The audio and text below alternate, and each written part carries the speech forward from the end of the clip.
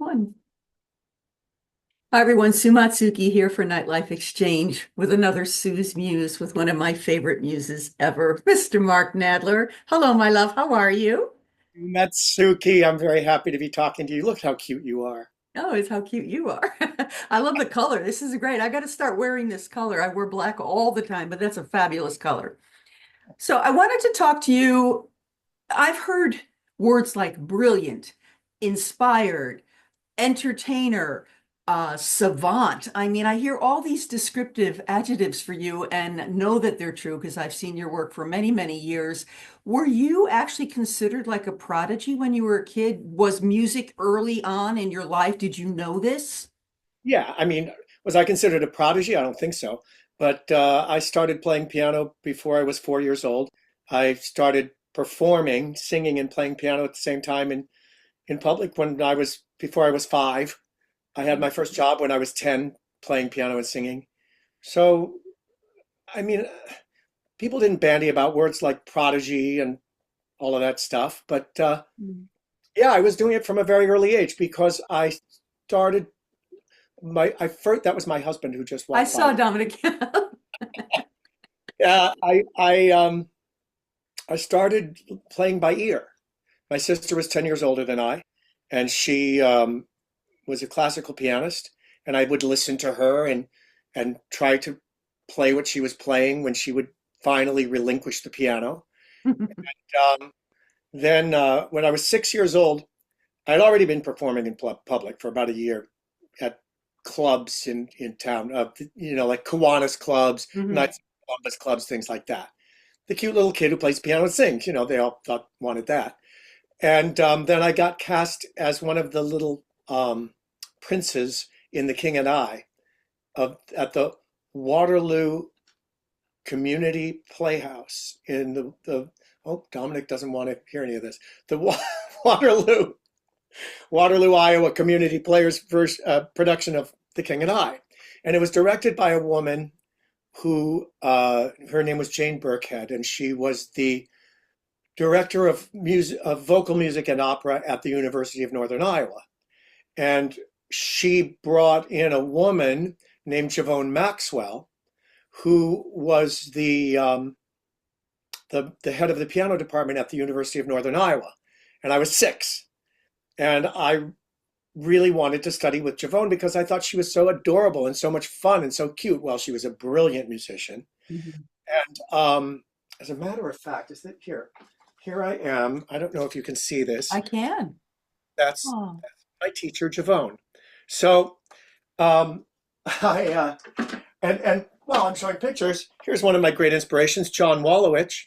Oh, we were just talking about John the other day. Someone in Mexico saying Bruce Puce. Oh, And I was yeah, like, oh my God, I know this gentleman. And I told him all right. about John Wallowich. Anyway, I went up to Javone, this little 6 year old, and I said, I want to study with you. And she said, well, I don't teach children. I only teach college students. And I said, well, can I play for you? And she said, yeah. She told me the story. I don't remember it. I Hmm. said, and she said, yes, I would love for you to play with me, thinking, play for me, imagining what this is going to be. And I sat down and I played a Bach two-part invention that I had learned by ear from listening to my sister. And Javone said, when would you like to start?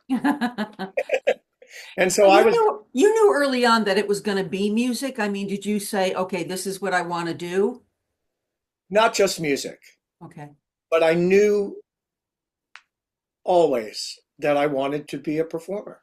I Mhm. wanted to be, in Waterloo, Iowa, there wasn't much to do. So we would watch those movie musicals on television and the Carol Burnett show Oh and yeah. those variety shows. And I wanted to be that. Were you a kid that was on a lot? I mean, were you like performing for your family or were you more I was quiet or I was performing for not just my family, but for the community. I see. I was out there doing it. And I was the kid in the neighborhood putting all I would go see the movie of Hello Dolly and then get all of my friends together, all two of them. I used to do the talent-free talent show because I knew I was the only talented one. So I produced a talent show. I think that was, foreboding in terms of what I'm doing now. Yeah, so I'd get all the kids together in the backyard and put together my production of Hello, Danny, and I could do the Streisand role. Oh, there you go.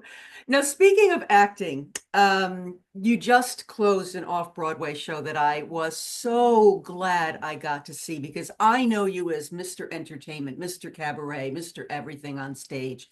And here I am seeing a friend of mine achieve this next step personal goal in their life of embodying the role of Miles Bell, who was a real character in the life of Christine Jorgensen, and you played Right. with the wonderful Jesse James James. Keitel. But tell me about how you got booked, why you said yes to this. I mean, this is so different from what I know you to do, but it was so good on you. Oh, well, thank you. It's not really that different though for me. When I went to Interlochen, that was my high school education, was the Interlochen Arts Academy. I was an acting major, a theater major. And when I came to this city, it was like all of us to be in musical theater. And I didn't get cast in a lot of musical theater, but I did a lot of acting. I played Nikki in The Vortex in an off-Broadway production of The Vortex. I've done Cosme in Souvenir, the wonderful play about uh, what's her name, who couldn't sing. You know who I mean. Forrest Foster Jenkins. Oh, there you go. Yeah. And no, I've acted a lot. And when I lived in LA, I studied acting with Charles Nelson Riley, and I acted a lot there. And I was in the original production of Radio Gals at the Pasadena Playhouse. No, I've actually done a lot It's of acting. interesting though, Mark, because what we do in cabaret is bring our true selves and our true connection and all the lingo that we do in terms of connecting to a lyric and an honest representation of who we are on stage. I never think of you as acting in any of the products that you put up in Well, cabaret. So I guess that's why I didn't think of you as, a stage actor, and I'm sure that is your background, but boy, was it evident when I saw you in this play. well, thank you. The truth is, for me, cabaret is all about acting. That's what it is. It's singing a lyric and bringing a lyric to life has always been an acting exercise for me. That's And interesting. and even the way I musically flesh out songs, the arrangements that I do, they Hmm. come from an acting point of view. They come from a point of view of using the music to make the lyric something that the audience can't avoid because Okay, audiences get lulled into melody right. and they don't hear the words. As, as good as the words are, they don't hear them. Unless you are somebody like Julie Wilson, who has lost her voice to such a degree that all you hear is the words, and she would change her arrangements to accommodate that. Hmm. Or unless you make your musical arrangements such that it's about the acting story that you're telling. That's where I always come from. Always in my So work. interesting because, in the book and all the interviews I did, everybody was talking about how cabaret differs from the acting experience in relation to bringing more of your true connection to the lyric, be it whatever, and not necessarily character driven. So I'm finding I'd really But love to that's have you do a master class with me sometimes and like have some people come because I love this other side of what we don't hear a lot about. And I love your approach to this. So but that what you're talking about also, and I direct shows as well. So right, of course. when I Yeah. direct, I'm often working on exactly that. And I'd be delighted to do a master class about Good. this. We'll make that happen. Okay, great. But for the thing is, even being on stage, being your true self Hmm. through a lyric, that's acting. Yeah, That's acting. that's When you're playing a role, it's not, I mean, Miles was a somewhat extreme character in that he spoke very differently than how I speak. He was straight. I'm not straight. Uh, there were a lot of things about him that aren't have nothing to do with me. But there are a mhm. lot of things about Miles that are exactly Mark Nadler. He's a showman. He believes in show business. Show business is his life. So there were a lot of what one of my acting teachers called freebies, Mhm. things that you have in common. And then, the accent I had to work on to get it right. And the the main difference from, of course, this isn't even a difference because, I've done a lot of work with KT Sullivan, for example, the two of us on stage together. I've done a lot of work with other people where I'm singing with them. So the way that you interact through a lyric is acting a scene. Mhm. That's acting a scene. Totally, yeah. In your catalog of shows, I mean, I on my website, I offer a catalog of, if I want to pitch somebody out of town, go to my website. Here's my catalog of shows. How many shows do you have in your catalog? How many of them can you brush off? And it seems like you're always I'm reinventing a new sitting show. here, It's sitting here in amazing. my office. I'm sitting here in my office, so I can look and I can tell you I have one, two, three, four, five, six, seven, eight, 15, 16, 17, 18, 19, 20, 1, 2, 3, 4, 5, 6, 7, 8, 9, 30, 1, 2, 3, 4, 30, 37. I believe you. It's so funny.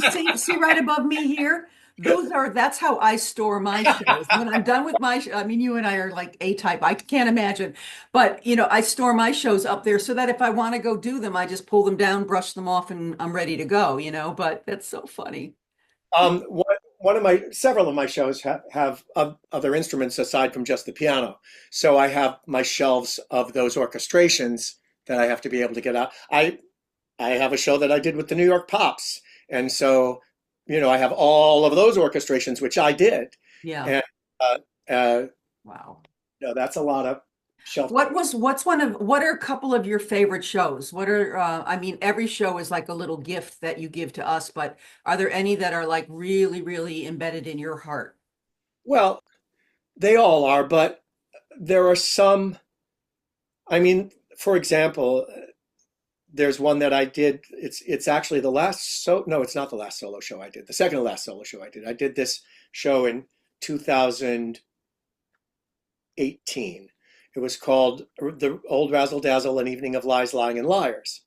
And I was always hoping that show would be obsolete because the end of it is a monologue of Trump's lies. Um, as accompaniment, I say the monologue of his lies as the accompaniment to a tap dance. Oh It's my. the old razzle A dazzle. razzle dazzle. Yeah, I get it. Wow, amazing. Yeah, so that show, I the show examines lies from all points of view, and I really that show, I'm I'm feeling like I need to bring it back. Probably. Show that I did, I think you know this one called I'm a Stranger Here Myself. Yes, It yes. actually ended up being a off-Broadway show at the York Theater, but I started it at 54 Below. And that is a show of ostensibly of the songs of the Weimar Republic. And it ends up telling the story of how my grandmother got our family out of Nazi Germany. And it's a harrowing story. Mm. And uh, and when you tell those stories through song, and in that show, I literally play my grandmother in some of the songs. I don't tell the audience that I'm Mhm. playing her, but it's pretty clear. Yeah. Way I'm telling the story that I'm acting her experience through the songs. And it makes it a much more powerful experience for the audience and for me. But that's a very sort of devastating show that I sort of am in the mood to devastate some people right now, I'll be Aren't honest. we all? Yeah. So speaking of happier shows, tell me a little bit about the show you're going to do on January 11th with KT. Um, Irving Berlin, tell me all about that. Have you done that one with her before? Are you bringing it back or is it new or? we wrote that show 23 years ago. Oh my, that's awesome. Always the love story of Irving Berlin. And the first time we did it was at Guild Hall. And what it is, and it's also an acting piece, really. Uh, it's a When we first did it, it was a two-act evening. And essentially, I play Irving Berlin. KT plays his wife, Ellen Mackey. And through his songs, we tell their incredible love story. That was one of the great scandals of the 1920s. Wow. And as their love went on, as their marriage went on, it's a remarkable story of two people and their family.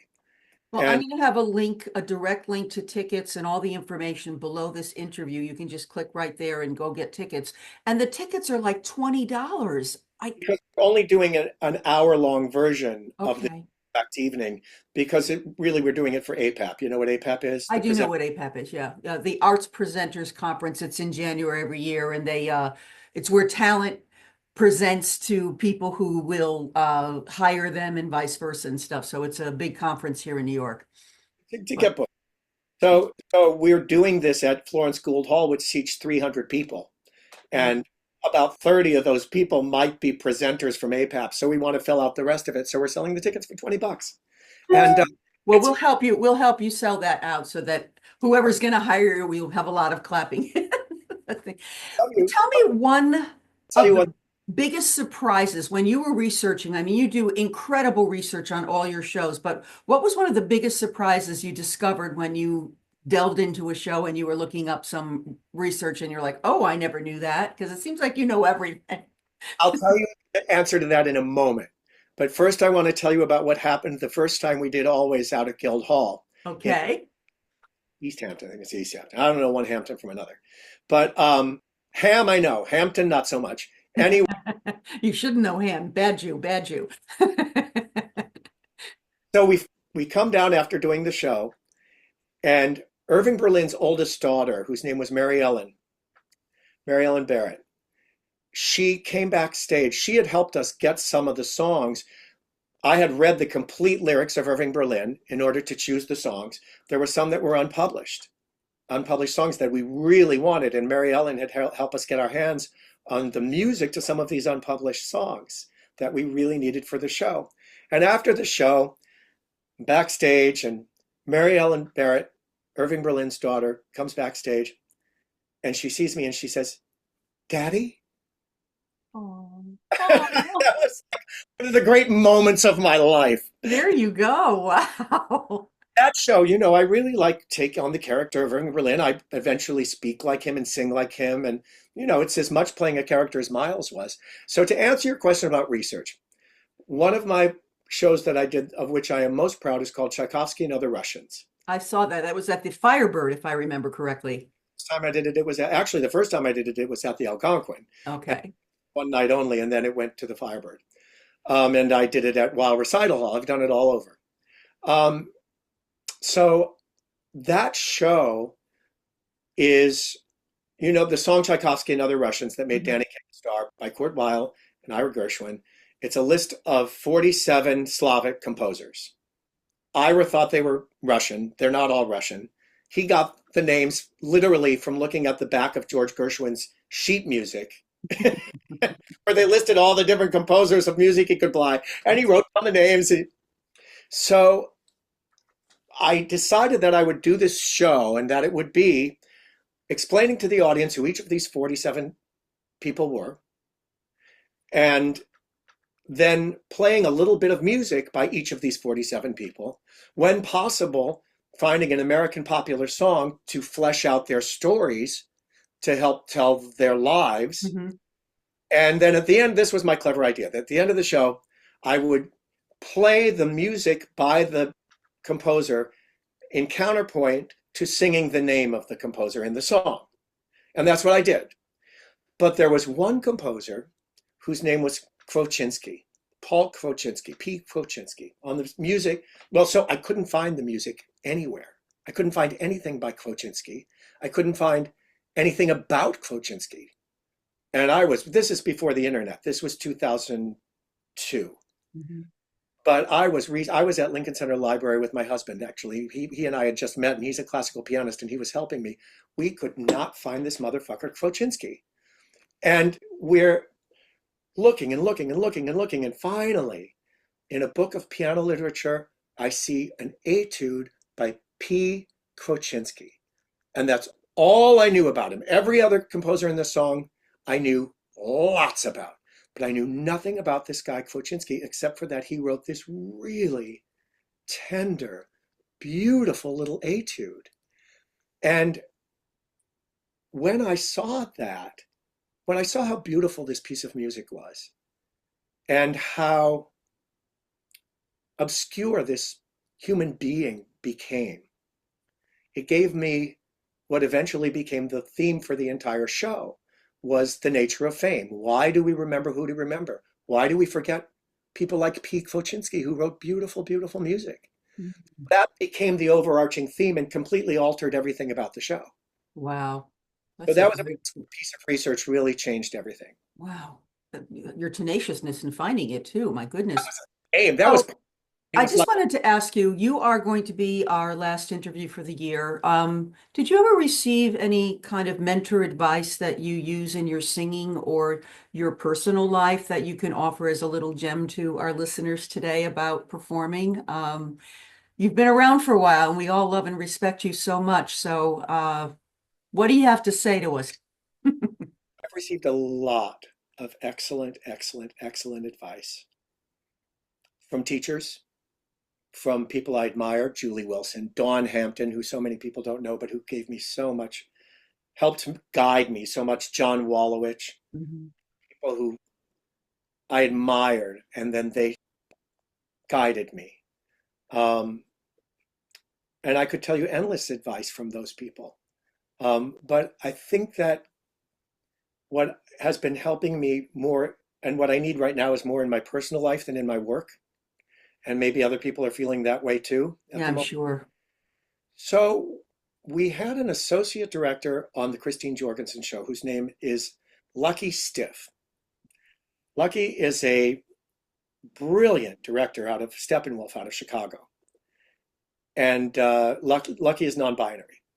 And they said to me, because we were in rehearsal, and you're always trying to what if, troubleshoot for, I'll do this, but if this happens, then this I won't be able to do this. And you're always doing that when you're working on a play or a show. And Lucky said, my grandmother used to say, don't borrow trouble from tomorrow. And as I'm coping with, I'm going to be perfectly frank.